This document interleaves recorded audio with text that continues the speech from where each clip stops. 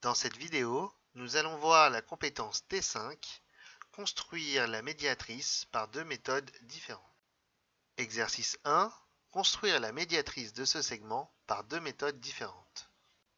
Pour la première méthode, nous aurons besoin d'une règle graduée et d'une équerre.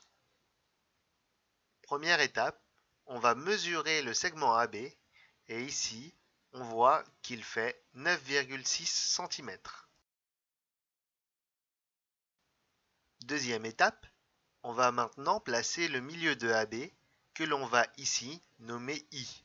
Donc I se trouve à 4,8 cm de A et de B. Troisième étape, on va maintenant créer l'angle droit avec l'équerre à partir du point I.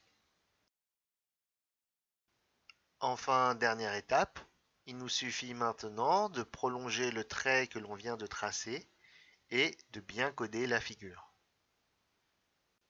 Deuxième méthode pour construire la médiatrice d'un segment avec le compas et la règle non graduée. La première étape est de choisir un écartement de compas et on va le garder pour toute la durée de cet exercice. Alors quel écartement choisir?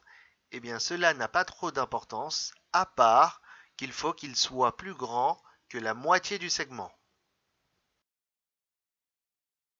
Alors maintenant, traçons nos deux arcs de cercle de centre A de part et d'autre du segment AB. Troisième étape, on va cette fois tracer deux arcs de cercle de centre B de part et d'autre du segment.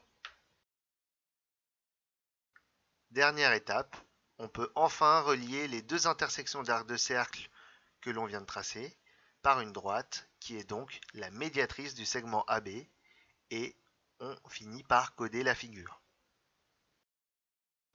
Deuxième exercice, on nous demande cette fois de construire les médiatrices de chaque segment constituant ce triangle. Alors pour réaliser cet exercice, il suffit de suivre les consignes de l'exercice précédent, mais cette fois pour chaque segment.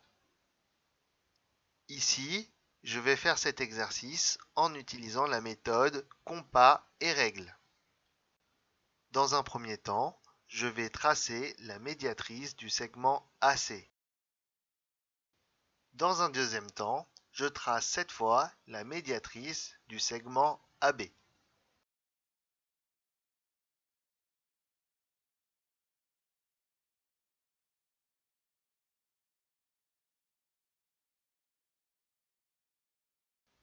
Et enfin, je trace la médiatrice du segment BC.